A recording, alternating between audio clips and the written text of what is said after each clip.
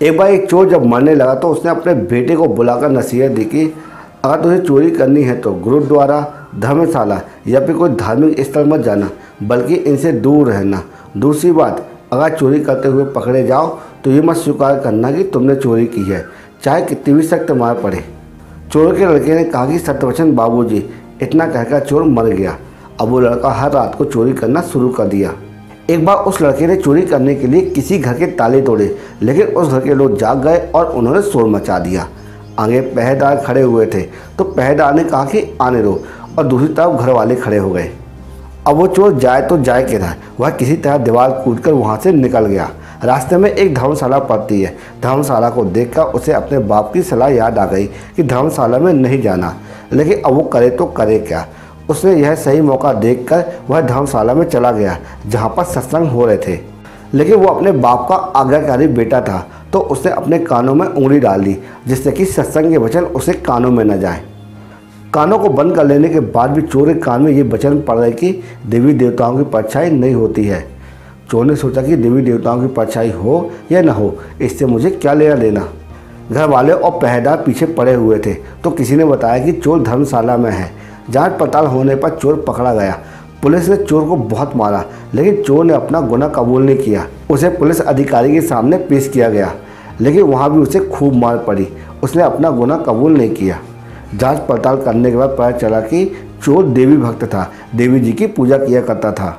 Police ने एक ठगनी को सहायता के लिए बुलाया। ठगनी ने कहा कि मैं उसको मना लूँगी, मेरा रूप देवी के जैसा बना दो। तो पुलिस वालों ने 2 नकली बाहें लगाई और 4 हाथों में मशाल जलाई और नकली शेर की सवारी तैयार की। क्योंकि वह पुलिस के साथ मिली हुई थी, इसलिए जब वो आई तो उसके कहने पर जेल के दरवाजे अचानक खड़खड़ाकर खुल गए।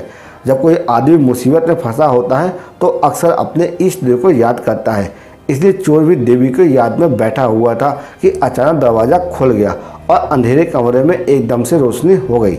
देवी ने बड़े खास अंदाज से कहा कि देव भक्त, तूने मुझे याद किया है, मैं आ गई हूँ।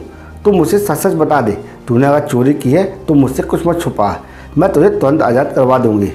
चोर देवी का भक्त था। वह अपने इष्ट को सामने खड़ा देखकर बहुत खुश हुआ और मन में सोचने लगा कि मैं देवी को सब सच सच बता दूंगा। वह बताने को तैयार ही हुआ था कि उसकी नज़र देवी की परछाई पर पड़ी। उसको फौरन सत्संग की बात याद आ गई कि देवी देवताओं की परछाई नहीं होती है। उसने देखा कि इसकी तो परछाई है। वह समझ गया कि यह देवी नहीं बल्कि मेरे साथ कोई धोखा है। वह चोर सच कहते कहते रुक गया और बोला, माँ मैंने चोरी नहीं की है। अगर चोरी की होती तो क्या आपको पता नहीं होता।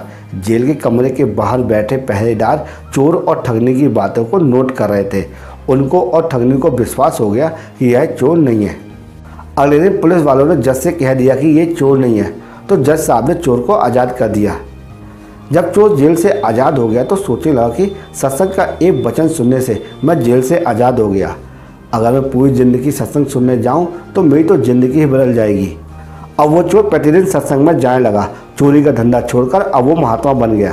दोस्तों, कलयुग में सत्संग ही सबसे बड़ा तीर्थ है। अगर ये वीडियो आपको यूज़फुल लगा हो और लगा को सीखने को मिला हो तो इसी वक्त हमारे चैनल को लाइक कर देना और हो सके तो कमेंट बॉक्स में जय श्री राम जरूर लिखना, क्योंकि हम प्रतिदिन आपके लिए इसी तरह यूज़फुल कंटेंट बनाते रहते हैं। जय श्री राम।